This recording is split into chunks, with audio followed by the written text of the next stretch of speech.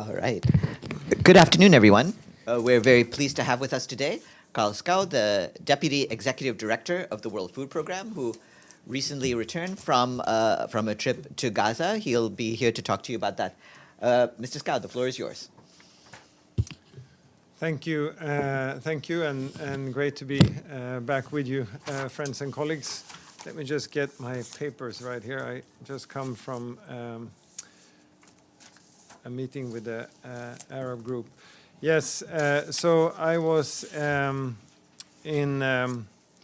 Gaza over the weekend. The overall objective, of course, was to demonstrate our continued commitment to the people of Palestine, to the people in Gaza, but also to support our teams on the ground. As you know, the majority of our staff are national staff who are living this crisis while they are also making efforts to addressing it. Many of our staff have been displaced 3-4 times. They've been living in these shelters that you've seen pictures of, but have continued to deliver.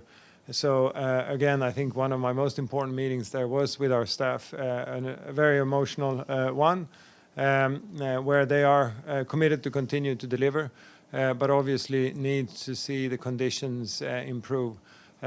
Speaking to their children who are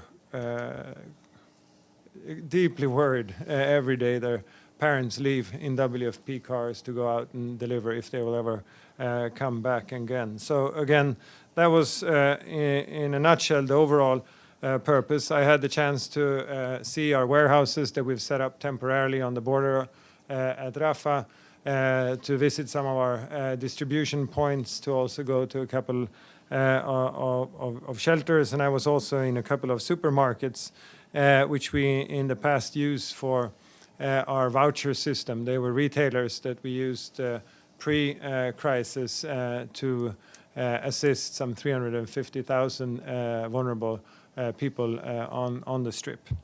But let me just say that, in terms of observations and takeaways, situation, as you have heard from others, increasingly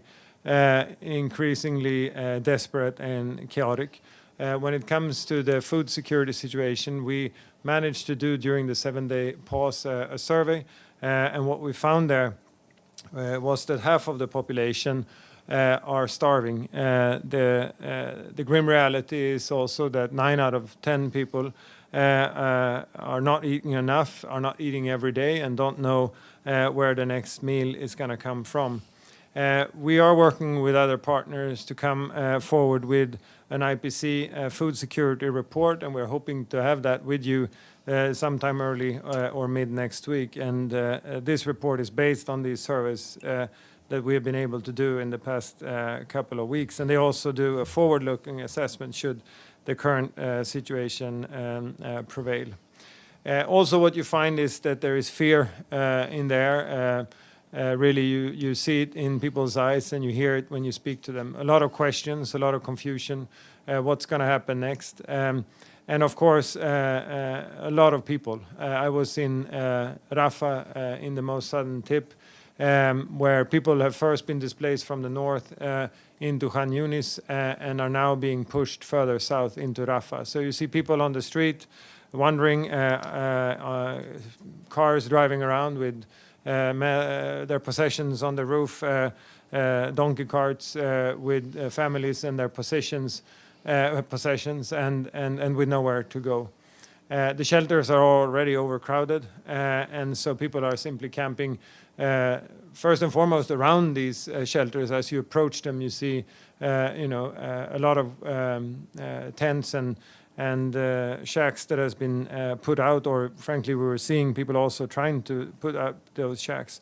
But so an increasing overcrowding. There is also increasing desperation, of course, and anger. I visited these distribution sites, and while they were functioning in a relatively orderly way, quite impressive to see how most people have their ID cards still with them, and hence it can be done in a quite orderly way with registration. But of course, people being frustrated, angry, and desperate, and not knowing exactly when the next load of help will come, and hence, of course, trying to grab as much as they can. And that is becoming an increasing problem, that there is a breakdown in law and order, and people really losing faith that they will get further aid. And so, like Martin Griffith has said, the humanitarian operation is really on the brink of collapse, and it's just not possible to deliver in an orderly fashion under these conditions. What we really need is to step up the volumes, and for that we need more crossings. Kerem Shalom not least, but I would say beyond that. We would also like to see, of course, commercial trucks going in, and so that we can, as soon as possible, resume the cash and voucher system, because that's a program that also has broader implications or impact on the economy. But so one is to get volume and scale up, and the second, of course, is to be able to deliver throughout the Strip. And for that to happen, we need and call for a humanitarian ceasefire. I think the only good news I will have for you today is that during that 7-day pause, we were able to deliver. WFP has delivered already to some 1 million people. Most of that we did in the first 2 weeks, when we pushed out assistance both through cash and in-kind to beneficiaries. But also during that 7-day pause, we were managed to reach some 250,000 people. And we did that with more than wheat, which is otherwise now the primary commodity, but also with tuna, oil, and beans and other commodities to kind of broaden the nutrition base. So again, the good news is that we were showing during the 7 days pause that we are able to deliver, and to do that in an orderly way. We also had trucks and convoys going to the north, but that has not been possible since the fighting resumed.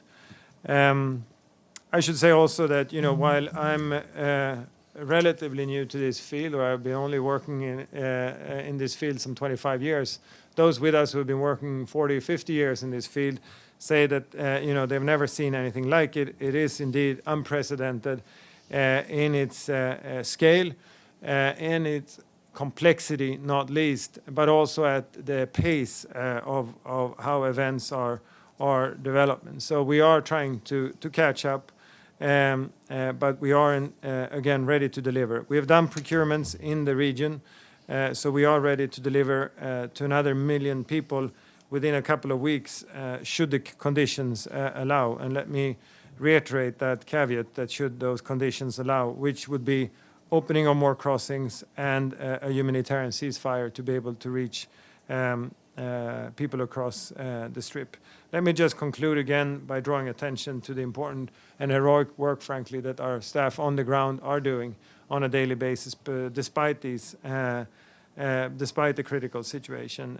Again, they are living the crisis, and their families are living this crisis while trying to address it. So one of our top priorities is indeed to see how we can better cater to the safety and security of our staff. I think I'll leave it there, and I look forward to questions. Thank you. Great. Thanks very much. We'll open the floor for questions. Please introduce yourselves to our speakers. The first question goes to Edith Lederer. Thank you very much, Mr. Skau, and welcome back. On behalf of the United Nations Correspondents Association, thank you for doing this briefing. As Farhan said, my name is Edith Lederer from the Associated Press. My question is, the Israeli government has said that there are no obstacles to humanitarian aid deliveries, and they have blamed UN logistics for not being able to deliver to people in need. How does the World Food Program respond to those accusations? Thank you, Edith. I think, no doubt, given what I just said in terms of the unprecedented nature of this crisis, that we have challenges and that we have had to play a bit of catch-up. And so in the first few weeks of this crisis, there was, ad hoc solutions found. and we have been, running after the ball in trying to address the situation as it evolves. I think now we are in a different space where we are beginning to get a different architecture, structure, and strategy in place to be able to respond in a more coordinated and comprehensive way. But again, it's not upon us. That is one piece of this puzzle, but if there is not more access into the Strip where we can get different volumes of supplies in, and if there is not the conditions, security conditions in the Strip to be able to deliver to people throughout, this is not the issue. But I think it's fair to say that, yes, this is complex, this is unprecedented, and hence we didn't have the system in place already before, and I think that's natural. But we are certainly getting there. And WFP is, as you know, leading on logistics. We have set up pipelines both through Egypt and from Jordan. And we have procured stocks, again, up until being able to reach another 1 million people within a couple of weeks, should it be allowed. And we are extending that logistics muscle and capacity to the entire system. So WHO and others are also using our capacity when it comes to both pipeline and distribution. And a follow-up question. With half the people in Gaza starving, are you already seeing deaths from starvation? And is this expected? I would wait for the report that is thoroughly under review and is based on information that is not only for WFP but from a wide range of partners. And so I'm hoping to be able to answer that question, in the next few days as this report is being released. Ibtisam Azam. Okay, no, I have.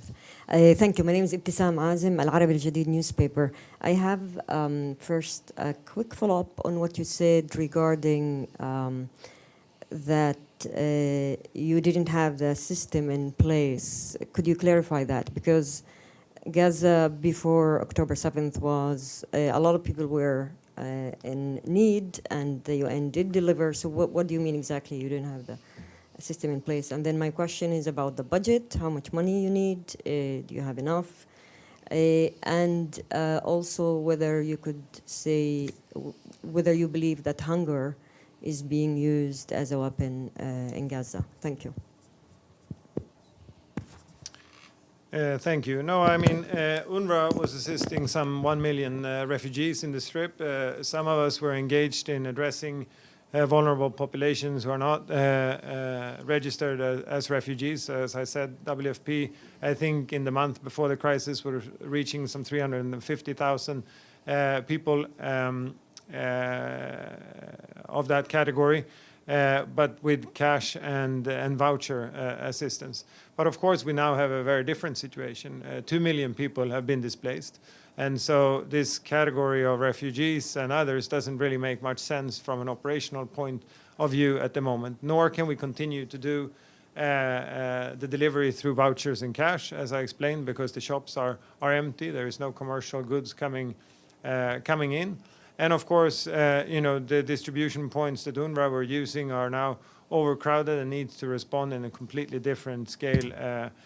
Also, our staff has been displaced and are not able to work in the same way that they were in the past. So I think, yes, indeed, we had a serious operation already before, but what we are now facing is something completely different. And then I think it's only natural that it takes a few weeks to have the right people and the right structures and the right strategies in place to address what is a very new situation and one that is evolving also.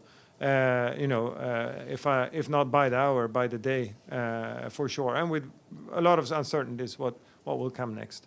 I think on the money, there has been quite generous response from not least some of our traditional donors, US, Germany, and others, but it's also coming with some strings. So what we advocate for is really flexible funding. And we are hoping that also countries in the region will step up and contribute with additional funding. But let me here make an appeal also for funding elsewhere. I mean, we have called for additional funding, given how we are in a crunch in other operations in the region, in Syria, in Yemen, with the Syrian refugees in Lebanon and Jordan, but also beyond, not least in Afghanistan and Sudan and the DRC and the Sahel, where we're seeing serious shortfalls. So while, of course, important that donors step forward now to our Gaza response, what we want to avoid is that is taken from other crises that are also in dire need of additional assistance. So while we are in a relatively good space in Gaza, what I would ask for there is flexibility, and hopefully that also countries in the region could step forward in a more substantial way for funding from others, maybe to be able to be used elsewhere, as the situation is dire also elsewhere. On 24/17, I happened to be here on the council in 17 and launching that initiative for that resolution. That assessment is done in a very rigorous way, together with FAO and other partners, and it is an assessment that is ongoing. It has not reached any conclusions as of yet, so I will wait to comment on that. But indeed, it is something that is being considered, looked upon, and assessed, and information is gathered through the normal process that we have been using since the resolution was adopted in 2018. Just quick. When do you expect the assessment to come out? I couldn't tell you, but again, this is done through the rigorous process that has been used in the past when these reports have been issued. Margaret Bashir.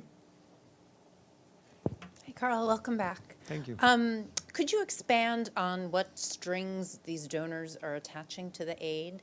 And to be clear, the last time WFP was able to reach people in the north was during the pause that ended 2 weeks ago? Yes. So no aid has gone from WFP since December 1st, presumably? Nope. No, okay. And are any bakeries back online now that there's some online now that there's some fuel and flour coming in? We have one.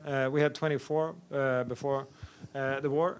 We have one operating now. So the majority of bread being baked is being baked on open fires in the shelters. Quite impressive to see how I would say mainly women are pulling together to get what is an essential food for any Lebanese, but also an important asset in terms of the psychological impact it has on families and communities. But yes, we are back with one, and we certainly would need many more to be able to deliver in a meaningful way. We have looked at the possibility, I should say, of bringing bread in, but given the times it takes from that, if that bread is baked in Cairo to get to our distribution sites in Gaza, it's not a feasible option. And so we're looking at mobile bakeries or any other way of getting back to have more functioning bakeries inside. Sorry, what was your first question? You mentioned that donors are putting strings on the aid. Well, I mean, that was the case already before for some donors. But I mean, I think there are some serious vetting criteria, both in terms of our procurements, but also in our delivery. And so, we have organizations inside who are vetted previously by some of these donors. But we are now operating in a very chaotic, warlike environment, and so the assurances and the controls that we can provide aren't, they are what they are given the conditions, and we are very open with that, and so we those conditions are then putting some constraints on us to deliver in a more agile way, which we would need to do given the environment that we're operating in. And so, again, we would advocate for more flexibility and for donors to have understanding of those risks given the conditions they operate in, and if not, that other donors in the region step forward, providing that flexibility. Could I just ask one more, Farhan? You said that you're ready to deliver to another 1 million people if you get more crossings and the humanitarian ceasefire. But without these conditions, what's a feasible number of people that you can reach? I wouldn't be able to tell you because it depends day to day. I don't know how it looked yesterday, but the day before we didn't have any trucks in. And so, there is a serious bottleneck at Rafah, and it's very sporadic what comes in. And so our teams are sitting on the other side of the border, basically waiting and picking up what comes through. And so it's not done in a sustainable way. So it's difficult to say. But we are limited now to operate basically in Rafah. And, while people are fleeing first and foremost for the military operation taking place in Khan Yunis, I'm sure this is also a potential pull factor given that, right now we're not able to reach people where they are in the middle or in the north of the Strip. From Kusaifi. Thank you so much.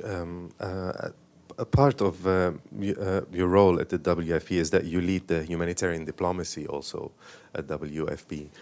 My question, in light of everything you said, and I'm sorry if you answered my colleague, but I didn't really quite catch the answer. Did you see any signs that hunger is being used as a weapon of war? We've seen UN independent experts calling against that and warning against that from the very beginning, and water too, not just food. Do you see any signs that there is deliberateness behind this dramatic situation that you just described? And in a more general way also, do you think this whole humanitarian operation is being politicized by any party? Thank you. On the issue of 24/17, again, that is under assessment through the standard process that is reviewing these issues, and I expect there to be a conclusion on that. I think there is no doubt, and the Secretary General has spoken about at repeated occasions that there are breaches and violations of IHL, and when it comes to us also, not least strikes against civilian infrastructure and bakeries has been a big issue. But I wouldn't want to go beyond that as of now, but rather to have the facts when they are established through this recognized and thorough process. On humanitarian diplomacy, it's not really the primary role of WFP. That is OCHA, and there are others also have stronger protection mandates, if you will. Our objective, first and foremost, is to deliver to as many people as possible in the best possible way. And I think what we bring to the system is really that operational creativity and that logistical muscle that we also provide for others. But of course, when it comes to food security, we are the voice globally, and we have spoken to that situation already. We were able to do so more with more reliable information following the pause, and we expect, as I mentioned, to issue this report with others by midweek next week. Could I perhaps possibly ask you to describe a little bit what it has been like for you in your new role to navigate this humanitarian world in Gaza and this whole operation? What has it been like? What are some of the difficulties, the hurdles? Could you speak a little more about that? I think it's quite obvious that it's an increasingly complex environment that we are operating in, whether that's locally, like in Sudan, or if it's regionally, and as in other crises, or now with more global implications. And so the complexities and the politics involved is just increasing by the day, and they're at every level, as I said, and even to the local that also taps into to the regional and the international. And so I think, more personally, I think it's been useful to have a diplomacy background, to be honest with you, in trying to navigate the politics, which are increasingly complex. But I think beyond that, also we are in a funding crunch, and I must. I would be remiss not to highlight and raise that again.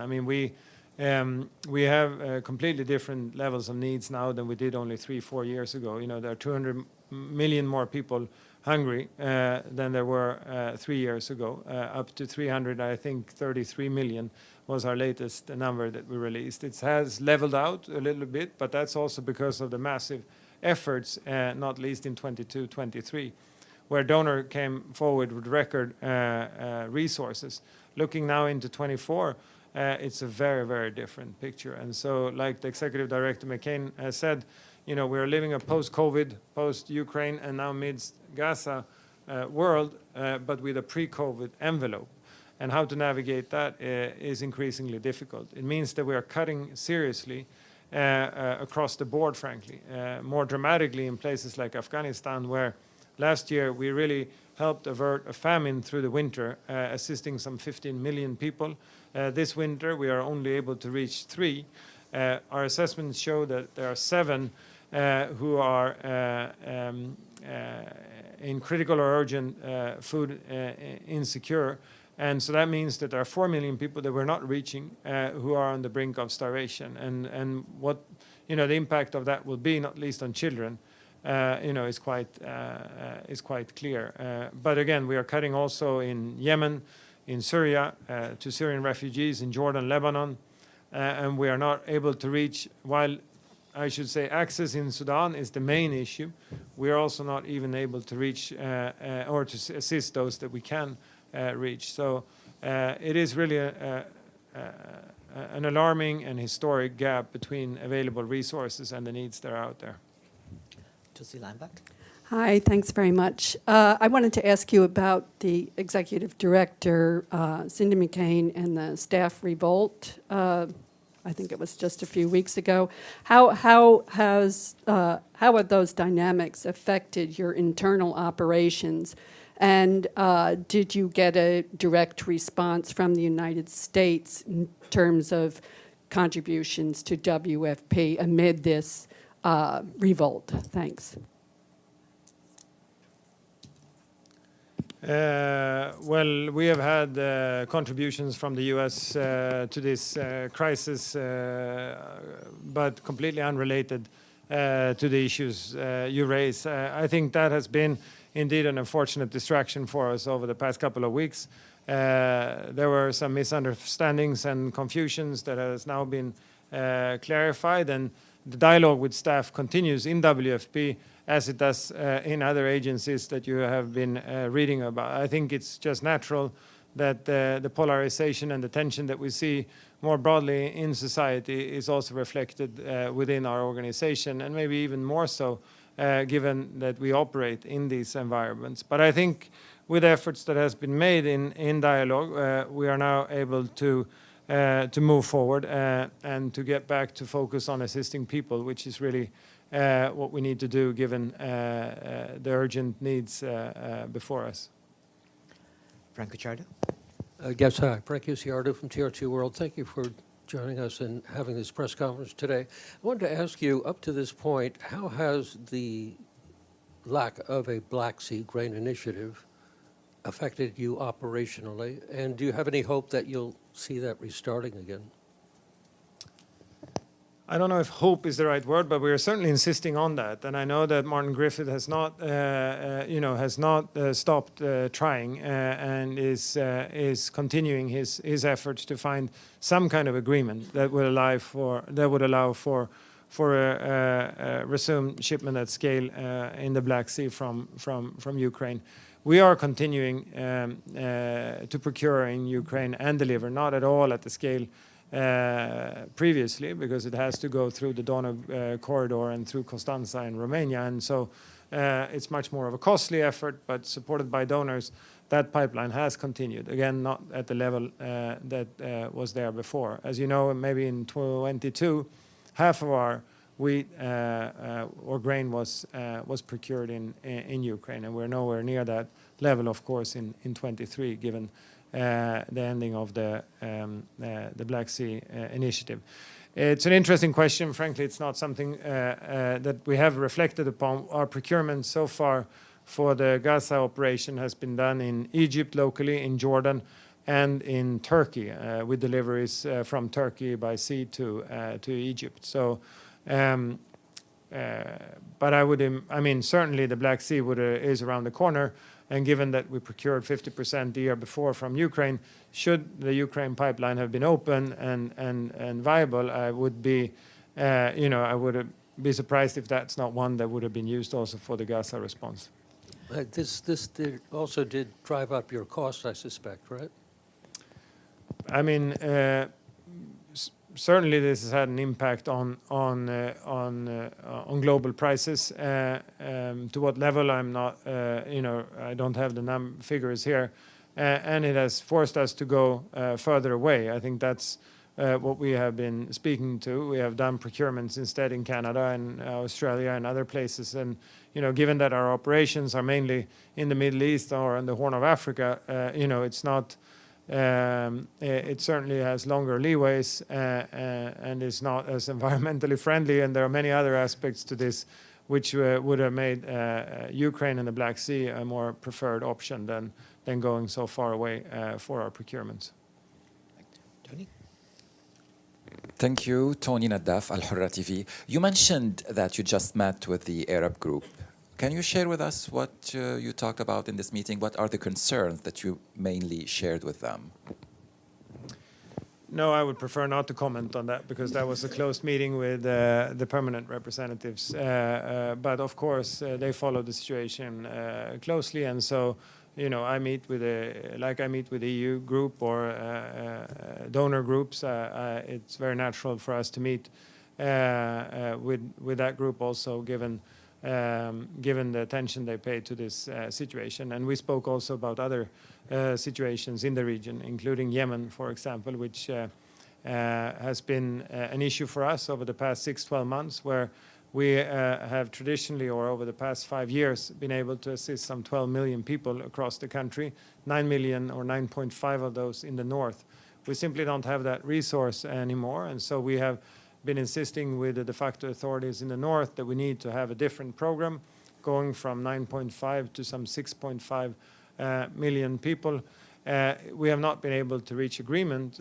What they would prefer instead is to smear out the assistance we have available to the entire population, and that does not make sense from a humanitarian point of view. So we have stood firm on our need to engage in a smaller program and a retargeting exercise so that we make sure that we reach the most vulnerable. And again, we have not been able to agree, and so we have now moved into a bit of a stalemate, a pause where we are insisting on an agreement to be able to do that in order to be able to move forward. Our engagement continues, our dialogue continues. I hope that we will be able to reach an agreement, but you might have seen some reports on that, which is misinforming that this would be in any way related to Gaza, which is obviously not. It's been a discussion that started, again, over 12 months ago and intensified over the past 6 months, and where we announced or informed the de facto authorities, well before the Gaza war, that unless we had an agreement, we would have to simply pause our operations until we do. Stefano Baccara. Thank you. Stefano Baccara, La Voce di New York. It's a follow-up on the polemic about your boss, Mrs. McCain. Just because, well, we journalists, I mean, at least me, I expected that because McCain, she's American. She's the wife of the famous senator. Well, when we're talking about leverage, that she will have more leverage toward the Israeli. And because if, technically speaking, Israel at the moment is the occupying power of in Gaza, should be also in charge to facilitate the distribution of help for the population. So my question is, why your boss, your organization, is not pressing more Israel to allow you to reach the people that need, in this moment, food?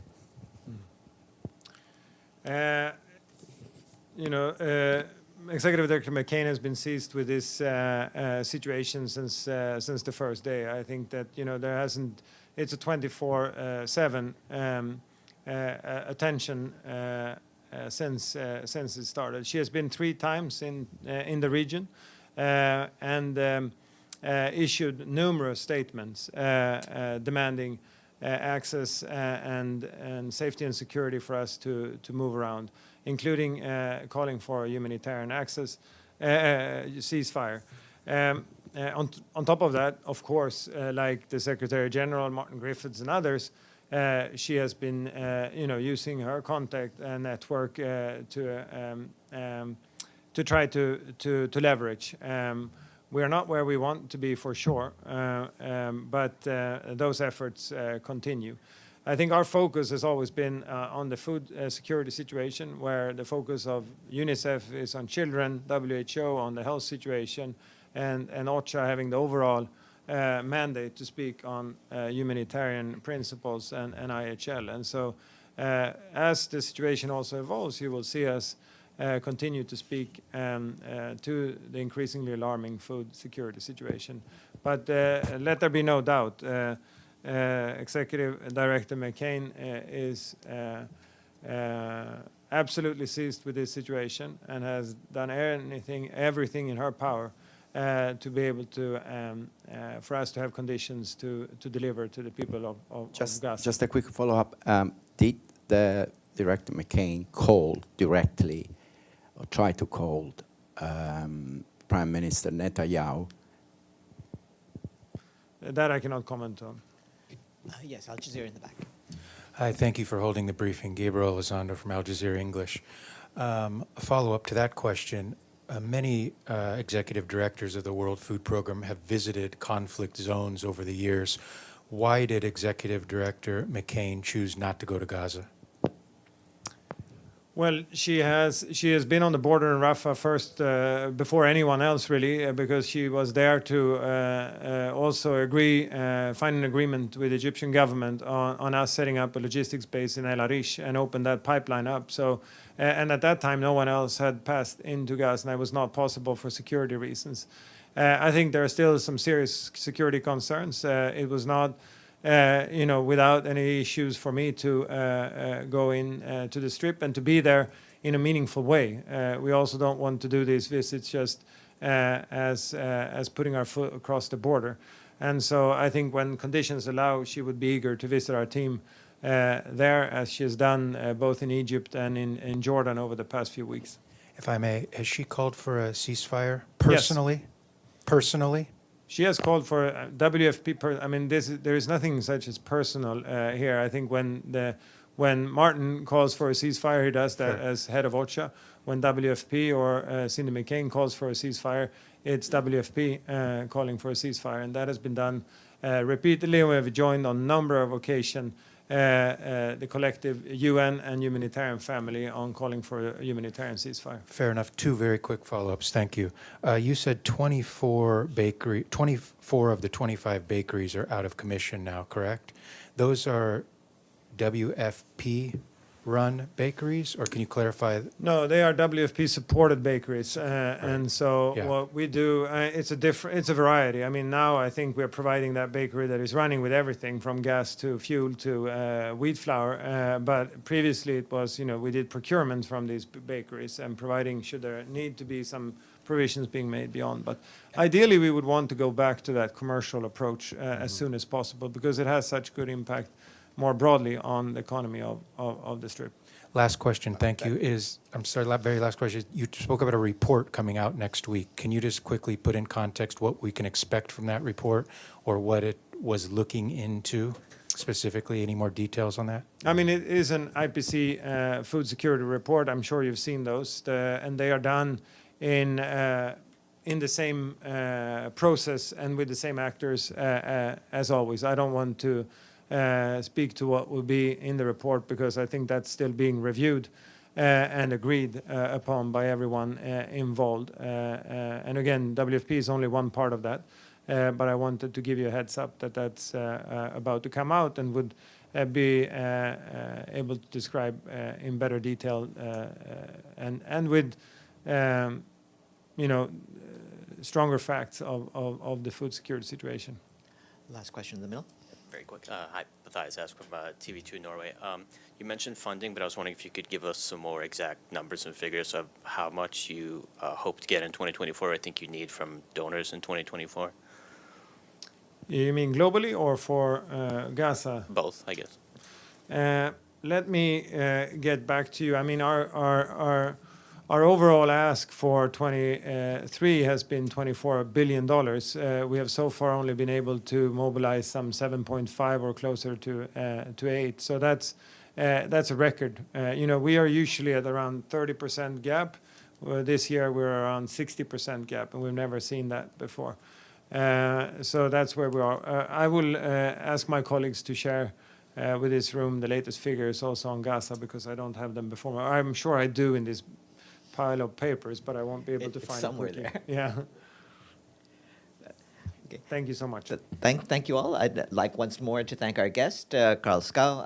Thanks very much for your participation once again here. Have a good afternoon, everyone.